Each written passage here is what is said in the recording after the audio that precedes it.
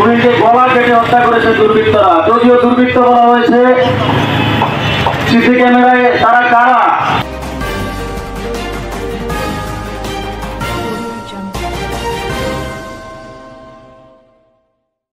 আসসালামু আলাইকুম। বীর চট্টলা টিভি থেকে আমন্ত্রণ জানাচ্ছি আমি তানিশা সুলতানা আফিফা।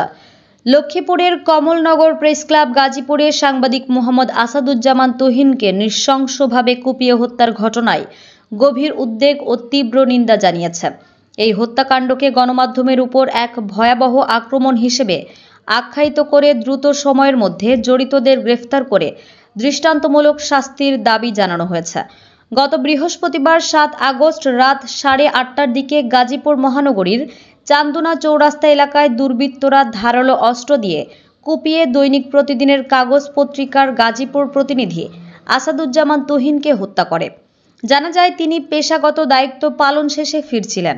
এই নির্মম হত্যাকাণ্ড শুধু একজন সাংবাদিকের মৃত্যু নয়, বরং এটি রাষ্ট্রের আইনশৃঙ্খলা পরিস্থিতির চরম অবনতির ইঙ্গিত বহন করে বলে কমলনগর প্রেস ক্লাবের নেতৃবৃন্দ মনে করেন। শহীদ সাংবাদিক আসাদুজ্জামান তুহিন ঘটনার দিন রাতে একটি লাইভ সম্প্রচার করেছিলেন।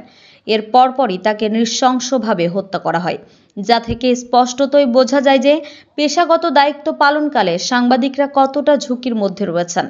কমলনগর প্রেস ক্লাবের জরুরি সভায় বক্তারা বলেন, যেখানে একজন সাংবাদিকই নিরাপদ নন, সেখানে সাধারণ জনগণের নিরাপত্তা কোথায়? এই হত্যাকাণ্ড জাতির জন্য একটি অশনি সংকেত।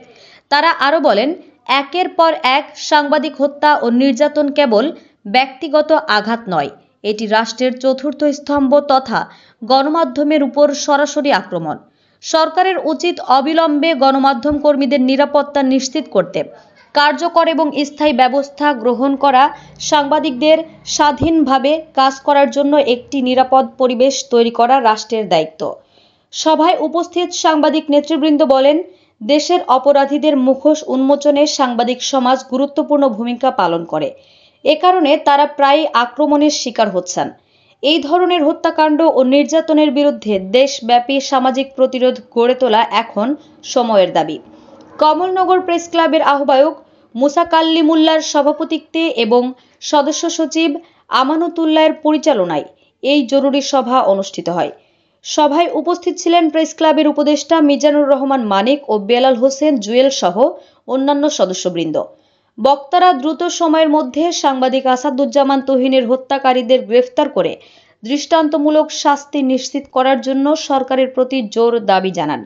এই ঘটনায় গভীর শোক প্রকাশ করে তারা আসাদুজ্জামান তুহিনের পরিবারের প্রতি সমবেদনা জানান। বাংলাদেশ 1 বছর আগের বাংলাদেশ এবং চলমান 1 বছরের বাংলাদেশ সম্পর্কে আমরা যারা বাংলাদেশে বসবাস করি সকলেই অবগত আছি।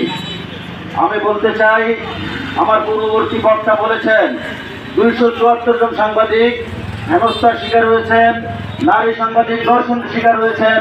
সর্বশেষ আসাদুজ্জামান তুহিনকে গলা কেটে হত্যা করেছে দুর্বৃত্তরা। যদিও দুর্বৃত্ত বলা হয়েছে, সিসি ক্যামেরায় তারা কারা? ইতিপূর্বে তাদের পরিচয় সম্পর্কে প্রশাসন অবগত হয়েছেন, পাশাপাশি বাংলাদেশের সকল মানুষ তাদের অবস্থান সম্পর্কে অবগত আছেন। তাদের ভূমিকা কি? আমি অত্যন্ত দুঃখের সাথে তাদের কাছে প্রশ্নটা করতে চাই, তারা যদি সাংবাদিকদের সুরক্ষাই দিতে না জানে, সাংবাদিকদের বিপদেই তারা কোনো ব্যবস্থা না নিতে পারে, টিআইবির এই রিপোর্ট কি তাদের চোখে পড়ে নাই? সারা দেশের সাংবাদিক নির্যাতনের খবর কি তাদের কাছে যায় না? তাহলে এই ইনস্টিটিউটের, এই প্রেস কাউন্সিলের কি দরকারটা কি? আমাদের আরও আপডেট নিউজ পেতে চোখ রাখুন বীর চট্টলা টিভিতে। ফেসবুকে ফলো, ইউটিউবে সাবস্ক্রাইব করুন।